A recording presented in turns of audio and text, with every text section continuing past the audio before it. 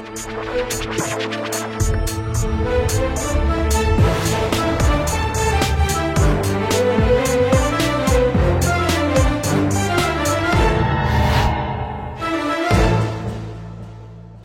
वालेकुम जी, मैं हूं उस्मान महबूब गुराया। आप देख रहे हैं प्रोग्राम आखिर क्यों। आज 26 जनवरी के दिन कस्टम्स का आलमी दिन मनाया जाता है और कस्टम्स के आलमी दिन के मौके पर साल भर में जिन अफसरान की बहुत अच्छी कारकर्दगी रही होती है उनको अप्रिशिएट किया जाता है। अप्रिशिएट करने के बाद एक एक्टिविटी की जाती है जो कि डिस्ट्रक्शन एक्टिविटी होती है। ये सारे एक्टिविटीज़ किस तरह से सर अंजाम दी जाती हैं आज के इस प्रोग्राम में जानेंगे।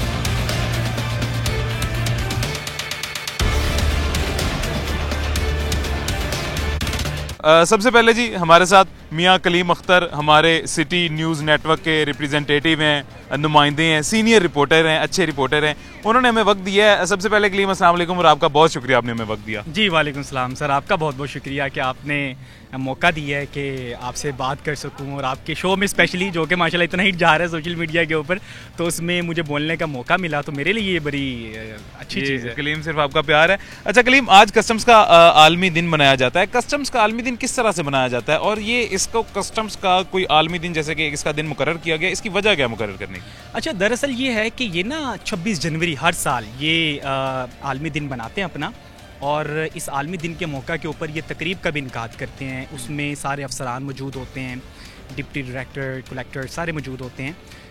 तो उनको पूरे साल में जो एहलकार होते हैं वो भी इसमें मौजूद होते हैं। तो पूरे साल में जिन्होंने अच्छी कारकर्दगी दिखाई होती है, जिन्होंने स्मगलरों को लगाम डाली होती है, जिन्होंने अच्छी कारकर्दगी दिखाई होती है ना, तो उनको फिर क्या करते हैं कि ये सर्टिफिकेट से नवाजते हैं, आज़ादी शील्ड से, हाँ अप्रिशिएट करते हैं उन्हें, ताकि उनकी हौसला अफजाई हो और जो है वो बढ़ चढ़ कर काम करें, स्मगलरों के ख़िलाफ़ क्रैक डाउन करें, और ताकि जो रेवेन्यू वगैरह है वो इकट्ठा हो पंजाब जो सरकार का ख़जाना है उसमें। तो इस वजह से ये तकरीब का इनकाद करते हैं। लेकिन इसमें सबसे जो अहम चीज़ है वो ये है कि इस तकरीब के बाद ही ना एक बहुत ही मशहूर काम करते हैं। वो ये कि बहुत से ऐसे लोग होते हैं जो स्पेशली सिर्फ देखने यही के आते हैं कि जो पूरे साल में इन्होंने स्मगल शुदा जो सामान पकड़ा होता है ना, जो कि ख़ास तौर पर जो इस्लाम के अंदर ममानत है, जैसे कि शराब की बोतलें होती हैं, स्मगलर जो लेकर आते हैं उनको वो पकड़ते हैं, जो कि बड़ी महंगी महंगी होती है, करोड़ों रुपए की। और मेरे इल्म में है बिल्कुल, ये अक्सर हमारे जो है सोशल मीडिया पे इस तरह की चीज़ें वायरल हो रही होती हैं,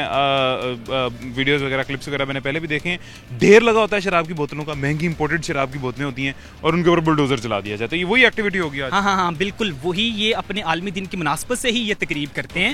तो ये होता है कि पूरे साल में इन्होंने जितनी शराब की बोतलें पकड़ी होती हैं, जो कि बहुत महंगी महंगी होती है, मुझे तो शायद ब्रांडेड के नाम भी नहीं आते, तो वो यहाँ पर तलब करते हैं, बुलडोज़र लाकर उसे उसके ऊपर चलाते हैं और ये तलब करते हैं। और इसके शराब के अलावा कौन सी चीज़ें होती हैं? हाँ, इसके साथ साथ इलेक्ट्रॉनिक भी चीज़ें होती हैं, जैसे मोबाइल वगैरह हो गए, बॉडी स्प्रे हो गए, और इसके अलावा जो मंशियात होती हैं उसको भी यहाँ पर तलब करते हैं, जैसा कि मुख्तलिफ़ किस्म की जैसे हिरबन होगी और दीगर जितने भी हैं उसको भी यहाँ पर जो है वो आग लगा के तलब करते हैं। इसका सिर्फ मकसद यही होता है कि जो स्मगलर हैं उनकी हौसला शिकनी की जाए।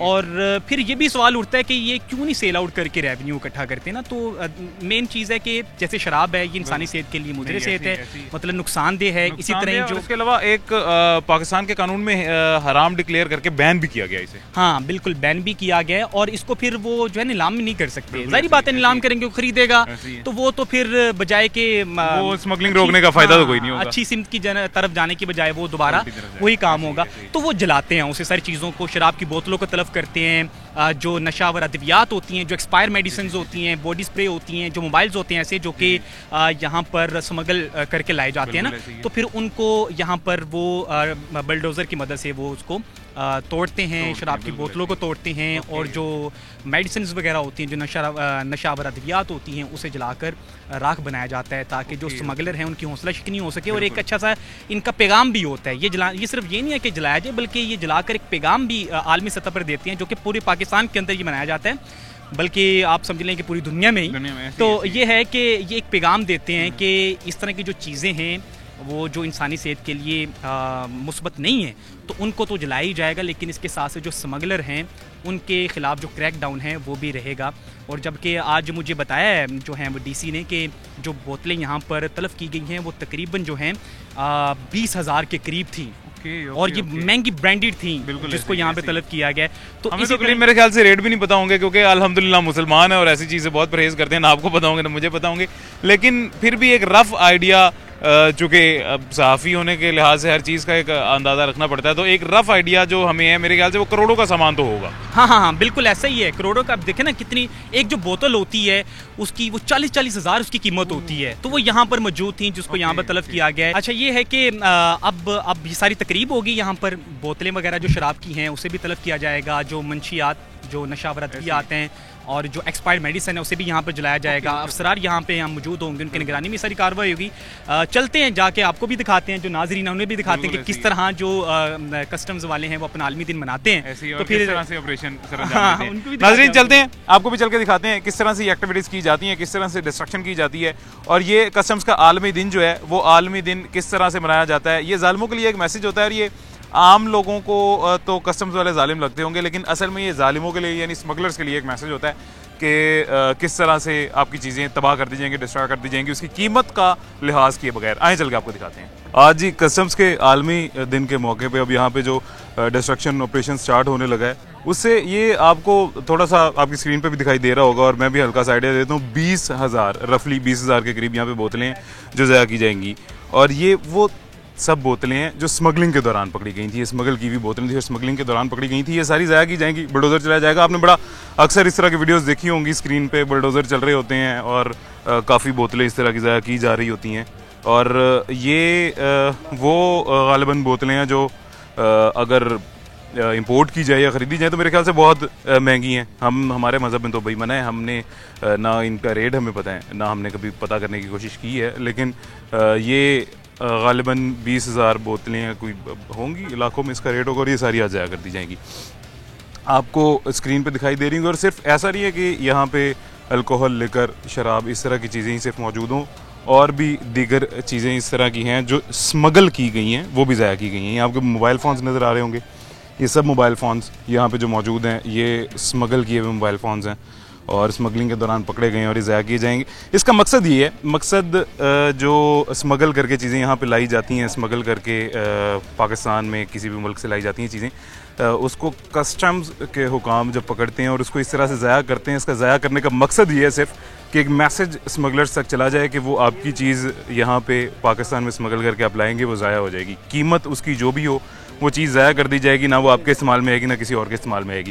खैर अभी कुछ देर तक ये ऑपरेशन स्टार्ट हो जाएगा, इसके ऊपर बुलडोज़र चलाया जाएगा, और वो बुलडोज़र आपको दिखाएंगे स्क्रीन पे किस तरह चलाया जाता है और किस तरह की जो है प्रेजेंटेशन आती है उस बुलडोज़र को चलाने से। ये लाखों की करोड़ों की जो सामान है किस तरह से ज़ाया किया जाता है, कस्टम्स किस तरह से ज़ाया करता है, अभी आपको दिखाते हैं। ये मेरे पीछे आपको एक ढेर नज़र आ रहा होगा काफ़ी सारा कुछ सामान का, ये कीमती सामान, और ये सामान इस तरह का, इसके ऊपर आपको नज़र आ रहा होगा पानी छिड़का जा रहा है। ये पानी नहीं छिड़का जा रहा है, इसके ऊपर पेट्रोल छिड़का जा रहा है, और ये पेट्रोल छिड़कने के बाद इसको आग लगा दी जाएगी। ये कीमती सामान को आग लगा दी जाएगी। आपको बड़ा ये जुमला हैरान कुन सा लग रहा होगा कि कीमती सामान को आग क्यों लगा दी जाएगी। तो ये कीमती सामान वो सामान है जो स्मगल करके पाकिस्तान में लाया गया, और स्मगल शुदा सामान को कस्टम्स जो है कस्टम्स का इदारा वो आग लगाएगा। अभी ये वो सारा सामान है जो इलीगली स्मगल करके पाकिस्तान में है, और इसको भी आग लगाएंगे, और आग लगाने के बाद क्या प्रेजेंटेशन आएगी वो आपको स्क्रीन में दिखाएंगे। अक्सर आप लोग देखते होंगे ये शीशा हुक्का फ्लेवर के पीछे मैं बहुत पड़ा रहता हूँ, और क्रिटिसिज्म का सामना भी करना पड़ता है। लोग कहते हैं क्या मसला है, ये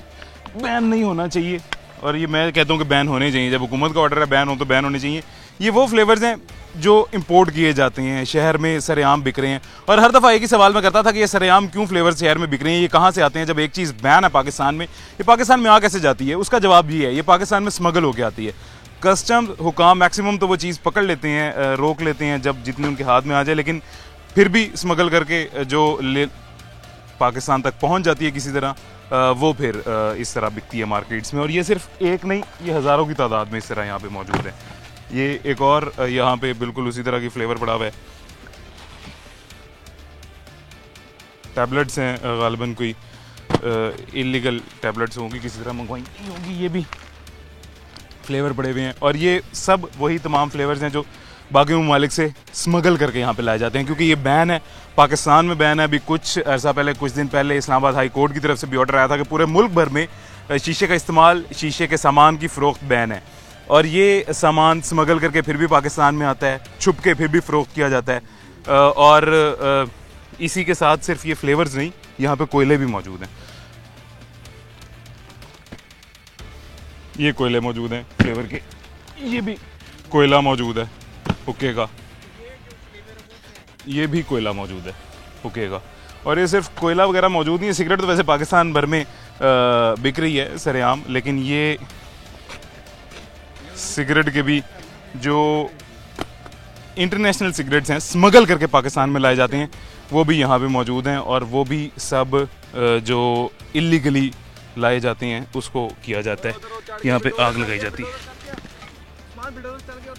कोयले, ये भी कोयले यहाँ पे पड़े हुए हैं। खैर इस सारे सामान को भी आग लगाई जाएगी, लेकिन दोबारा उसी जानिब चलते हैं जहाँ पे शराब की बोतलें आपको दिखाई थी सरेआम इन्होंने डिस्प्ले की हुई थी लोगों को दिखाने के लिए कि ये पाकिस्तान में जो चीज़ बैन है वो फिर भी यहाँ लाई जाएगी, तो उसके साथ क्या हशर किया जाएगा चल के आपको भी दिखाते हैं।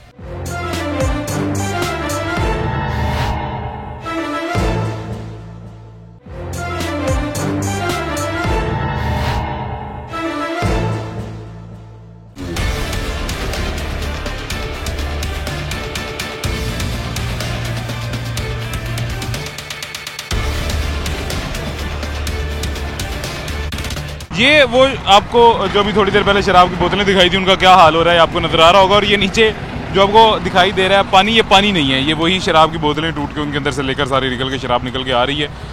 ये वही स्मगल शुदा शराब है, ये लाखों की करोड़ों की शराब, और उसका ये हशर किया जा रहा है। और सिर्फ शराब नहीं है, साथ मोबाइल फ़ोन्स भी हैं मौजूद हैं। मोबाइल फ़ोन्स के साथ जो इस तरफ आपको दिखाए हैं सामान पाकिस्तान में बैन है लेकिन स्मगल करके ले आया जाता है, वो सामान भी यहाँ पे मौजूद है और उसको भी आग लगाई जाएगी।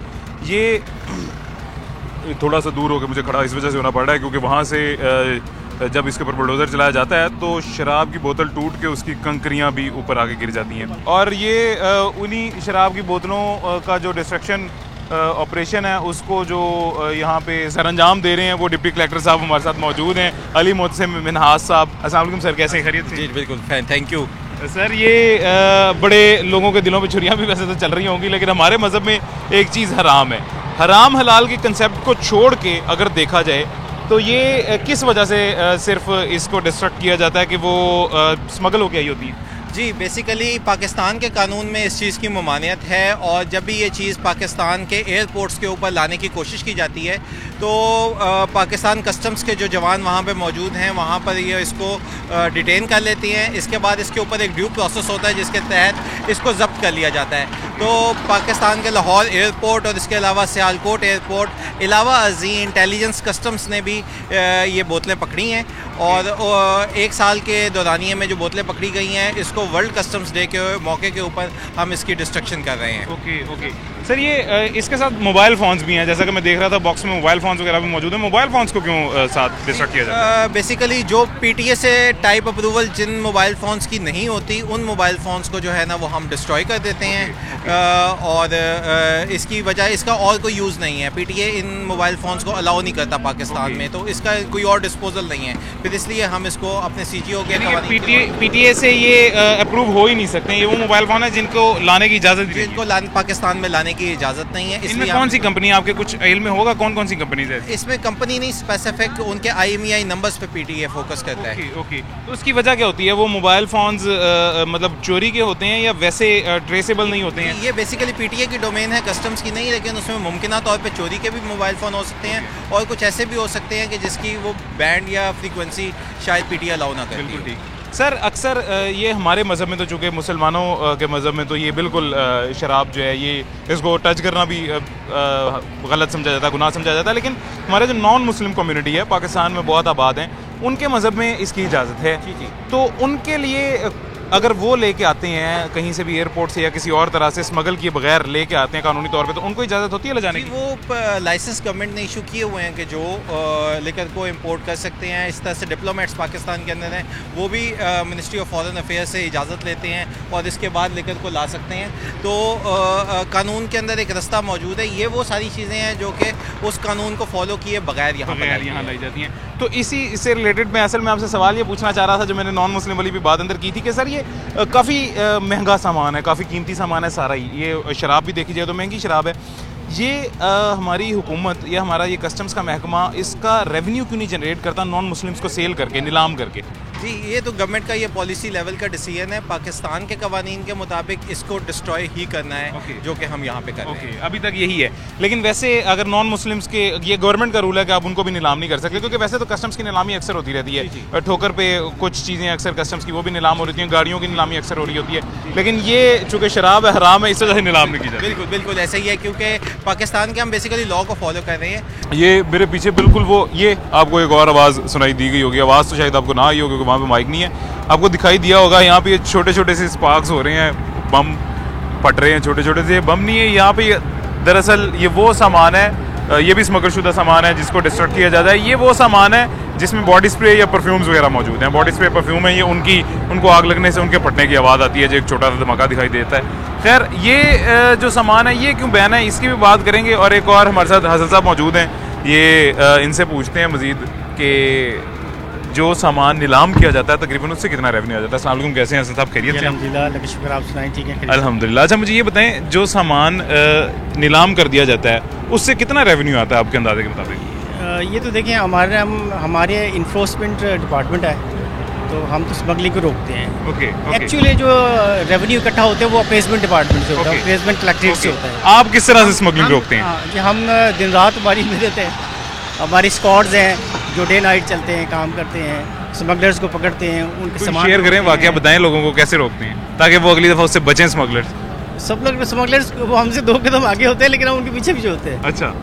हम उनको छोड़ते नहीं है, पकड़ते हैं, लास्ट भी पकड़ लेते हैं उनको। अब जितना भी आप देख रहे हैं सामान जो है ना जी, ये सब मैंने सही बताया, ये जो पीछे आवाज़ें आ रही हैं ये बॉडी स्प्रे परफ्यूम्स वगैरह हैं? ये बॉडी स्प्रे है, परफ्यूम्स है, क्योंकि इसके अंदर गैस होती है, इसलिए ये धमाके की शक्ल में तैयार कर लेता है। इनको क्यों यहाँ पे आग लगाई जा रही है, डिस्ट्रक्ट किया जा रहा है? इसलिए कि ये एक्सपायर्ड हो जाते हैं। ओके ओके ओके, तो नुकसानदेह होते हैं। नुकसान है, तो इसको हम ऑक्शन नहीं कर सकते। जो चीज़ एक्सपायर्ड हो जाती है हम उसको ऑक्शन नहीं करते। Okay okay. तो हमारा जो मेन मोटो है ये कि हम स्मगलिंग को रोकते हैं। Okay okay. और हम जितना भी सामान आप देख रहे हैं ना यहाँ पर इस वक्त, ये सब स्मगलिंग का सामान है। आप सब स्मगलिंग ही रोकते हैं? जी जी, ऐसा ही है बिल्कुल। अच्छा, हमारी टीम है। मैं यानी स्मगलर्स की सारी बदवाएं आप लोग लेते हैं? हाँ जी, ये तो बात है, लेकिन हम अपना फर्ज अदा कर रहे हैं और पाकिस्तान के लिए एफर्ट कर रहे हैं अल्हम्दुलिल्लाह। और हमें फ़ख्र है कि हम एज ए पाकिस्तानी और एज ए पाकिस्तान कस्टम्स के हवाले से हम जो स्मगलिंग की रोकथाम कर सकते हैं, जितनी कैपेसिटी है, जितना हम कर सकते हैं हम इंशाल्लाह करते हैं। और इसको मुकम्मल खात्मे के लिए आप इन सिटी करते हैं या एयरपोर्ट भी करते हैं? एयरपोर्ट भी करते हैं और इन सिटी भी करते हैं। और हमारे ऑपरेशंस बिग ऑपरेशंस होते हैं। इसमें हमें कई दफ़ा हमारे जो जवान हैं, सोल्जर हैं, उनको गोलियां भी लगी हैं, कुछ शहीद भी हुए हैं, कुछ डैमेज भी हुए हैं। लेकिन अल्हम्दुलिल्लाह हम और हम पे पथराव भी होता है और एंटी स्मगलिंग जितने भी डाले हैं हमारे ना सारे। हाँ जी, रिस्क की हमारी जॉब है। और रेवेन्यू के वाले से अगर मैं आपको रिस्की जॉब सारों की है, मेरी भी देखे ना रिस्की जॉब है, हर एक की अपनी रिस्की जॉब है, लेकिन आप अपना फर्ज अंजाम दे रहे हैं। हाँ बिल्कुल, सब इसमें तो जो घर से भी निकलता है वो भी एक रिस्क पे ही है। ऐसी ठीक है ना, लेकिन चूंकि हमारा एंटी स्मगलिंग से रिलेशन है, तो हमारा तो स्मगलर से ताल्लुक होता है। वो तो उनके करोड़ों का हम सामान पकड़ते हैं, तो हमें छोड़ देंगे आसानी से कोई? बिल्कुल नहीं, ऐसे ही है। इसलिए और सरकारी तौर पे प्रोटेक्शन दी जाए, हमें रिवॉल्वर दिए जाए और मुकम्मल जो स्टाफ है उसको ट्रेनिंग। आपके पास अभी वो कोई नहीं होता अपने प्रोटेक्शन के लिए? हमारे पास है, हमारे पास बकायदा सारी गन्स वगैरह हैं, उसके बगैर तो हम चल ही सकते हैं। व्हीकल्स में जाते हैं, गर्ल्स में जाते हैं, बख्तर जैकेट्स भी हमारे पास हैं। वो तब जाते हैं जब किसी ऑपरेशन पे जाते हैं? हाँ, जो मखसूस ऑपरेशन। लेकिन हम नहीं, जब डेली रूटीन में जाते हैं, पेट्रोलिंग करते हैं, तो तब भी हमारे पास गन्स होती है। तो नाइट में आप सोर्स क्या होता है, आपको पता कैसे चलता है कोई चीज़ यहाँ से वहाँ स्मगल की जा रही है? इसमें कुछ हमारे इन्फॉर्मर्स होते हैं। अच्छा। हाँ, तो इन्फॉर्मर्स हम आपको बता नहीं सकते। नहीं बिल्कुल, वो इन्फॉर्मर्स हम भी नहीं बताते होते हैं, इन्फॉर्मर्स आप भी ना बताएं। जी, वो इन्फॉर्मर्स होते हैं, वो हमें इन्फॉर्मेशन देते हैं कि फलानी जगह से ये ट्रक चला, उसके अंदर ये चीज़ है स्मगलिंग की, तो हम उसको रास्ते में रोकते हैं। की आंखों में जितनी पावर है ना, उतनी शायद जो स्केल्स हैं और जो सर्च करने वाले आलात हैं उनमें नहीं है, जितनी कस्टम ऑफिसर्स की आंखों में जितनी पावर है, स्कैनिंग है, उनका तजर्बा और उनका एक्सपीरियंस जो है ना, आम इंसान की आंख से ज्यादा एक कस्टम ऑफिसर की आंख। अल्हम्दुलिल्लाह कस्टम इसलिए तो अल्हम्दुलिल्लाह आबाद है और आबाद रहेगा जी। पाकिस्तान जिंदाबाद, पाइंदाबाद। और रेवेन्यू के हवाले से अगर आप बात करते हैं तो हमारा भी इसमें बड़ा कंट्रीब्यूशन है। जैसे कि हम स्मगल्ड सामान पकड़ते हैं, इस पर कपड़ा भी है, न्यू टायर्स भी हैं और बहुत सारी चीज़ें हैं, वो हम ऑक्शन कर देते हैं। उससे ऑक्शन से हमें करोड़ रुपए उससे भी आता है, वो भी रेवेन्यू आ जाता है। लेकिन जो एक्सपायर्ड हो जाती हैं चीज़ें उनको हम ऑक्शन नहीं कर सकते ना। तो हम इसको फिर ये डिस्ट्रॉय तो करते हैं, उसको या जो destroy बैन होती है आइटम, ये जैसे अभी आपने लिकर, देखा शराब लिकर्स वगैरह, वगैरह, ये बैन है, जिसको हम ये ऑक्शन नहीं कर करनी भी नहीं सकते। चाहिए, इसको बैन ही रहना चाहिए। चलो ठीक है, thank you so much, thank you जी, ओके जी, थैंक यू सो मच, अपना ख्याल रखें आप सब। ये अभी वही सिलसिला, अगर आ जाए अब, अगर भाई मुझे फॉलो करें, पीछे आपको चल के दिखाते हैं।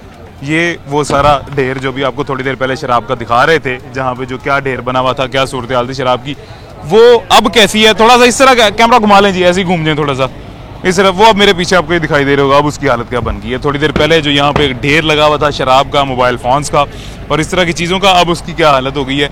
ये बुलडोजरों ने क्या उसकी हालत कर दी है, आपने देख ली है। और मैं पहले भी आपको जैसा कि बता रहा था, ये लाखों करोड़ों रुपए का सामान था जो अभी सिर्फ यहाँ पे खड़ा हुआ था। 20,000 शराब की बोतलों के करीब यहाँ पे बोतलें पड़ी हुई थी और वो सारी बोतलें डिस्ट्रॉय कर दी गई हैं। सब महंगी बोतलें होंगी, मुझे तो रेट वगैरह नहीं पता, महंगी होगी। और ये पीछे जो आपको धमाकों की आवाज़ आ रही है, ये धमाके नहीं है, ये वही बॉडी स्प्रे हैं जिनका अभी आपको बताया कि बॉडी स्प्रे। अच्छा, मेरे भी इल्म में ये चीज़ नहीं थी कि बॉडी स्प्रे को क्यों ऐसे ज़ाया किया जा रहा है। बॉडी स्प्रे क्यों उड़ के आ रहे हैं भैया, हमें भी लग सकते हैं। अबू बकर भैया आप भी अपना ध्यान रखें, मैं भी अपना ध्यान रख रहा हूँ। ये बॉडी स्प्रे जो हैं, इनको क्यों आग लगाई जा रही थी, परफ्यूम्स को इनको क्यों आग लगाई जा रही है, डिस्ट्रॉय किया जा रहा है। और उसकी वजह ये है, इनकी डिस्ट्रक्शन की वजह ये है कि ये एक्सपायर हो चुके हैं। एक्सपायर होने के बाद ये नुकसानदेह हैं यूज़र के लिए और वो इसका कोई हल नहीं है, इसको नीलाम किया नहीं जा सकता था, इसलिए इनको यहाँ पे डिस्ट्रॉय किया जा रहा है, आग लगाई जा रही है। दूसरी तरफ जहाँ मैं गया था, वहाँ पे भी अभी क्या हालत बन गई है, पहले जब आपको दिखाई थी क्या है, आगे चल के थोड़ा सा आपको दिखाते हैं।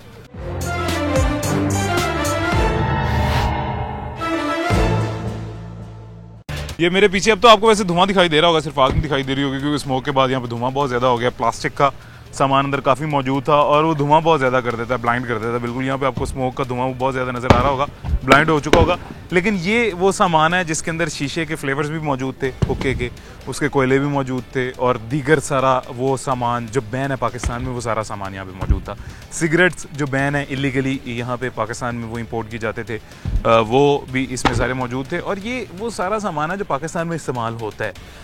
इस्तेमाल किस तरह से होता है, स्मगलर्स करते होंगे क्योंकि कानूनी तौर पर तो किसी तरीके से आप लेके नहीं आ सकते जो चीज़ बैन है, तो ये स्मगल करके लाया जाता होगा। काफ़ी हद तक कस्टम्स पकड़ लेती है और उसका ये हशर करती है, लेकिन जहाँ नहीं पकड़ पाते हैं वो फिर शहर में सरेआम बिकता है और उस सरेआम बिकने पे मुझे जाना पड़ता है और मुझे जाने के बाद आपकी गालियाँ सुननी पड़ती हैं।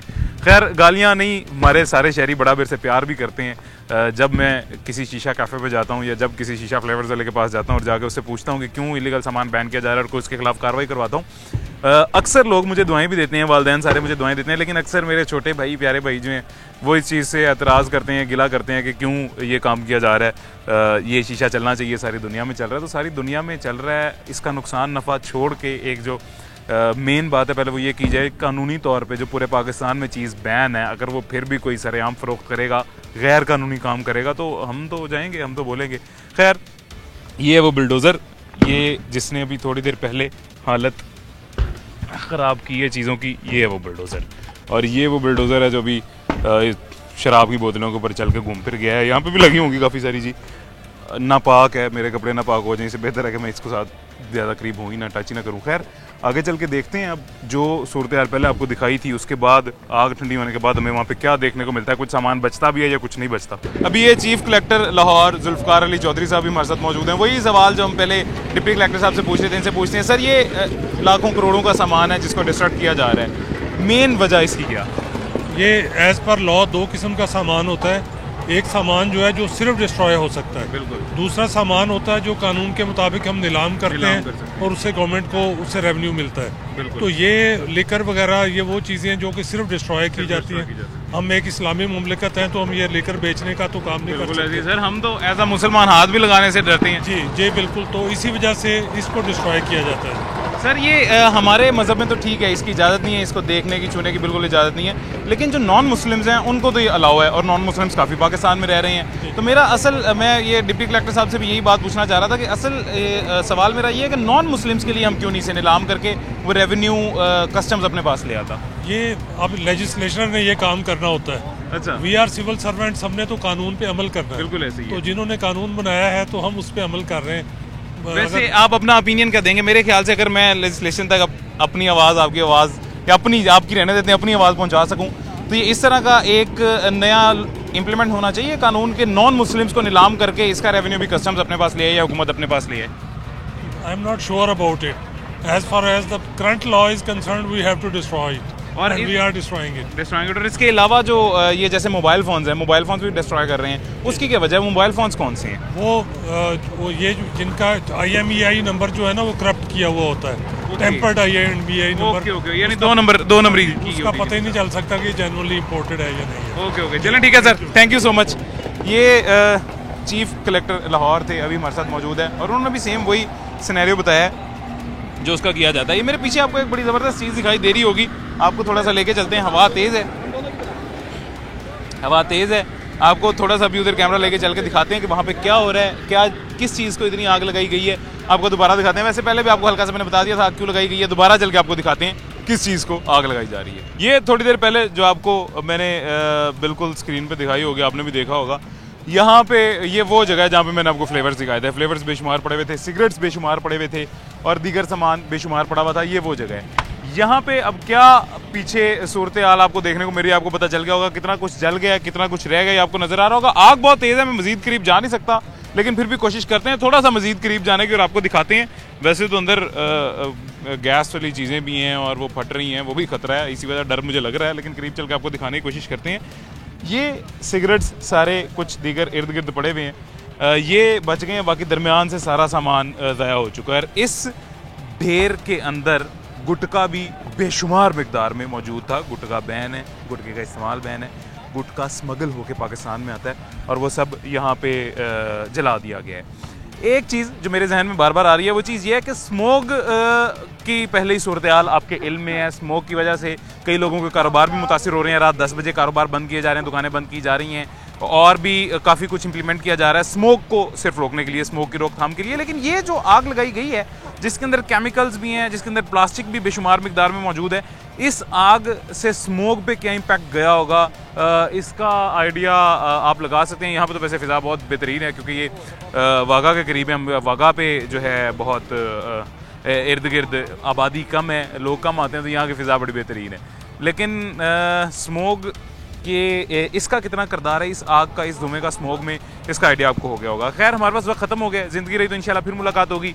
आज का दिन कस्टम्स के साथ कैसा गुजरा आपको हमने दिखाया, आपने भी देखा कस्टम्स की कैसी कार्रवाइयाँ होती हैं, डिटेल में आपको दिखाने की कोशिश की है। ज़िंदगी रही तो इंशाल्लाह फिर मुलाकात होगी। अपना ख्याल रखें, मुझे दुआ में याद रखिएगा। अल्लाह हाफ़िज़।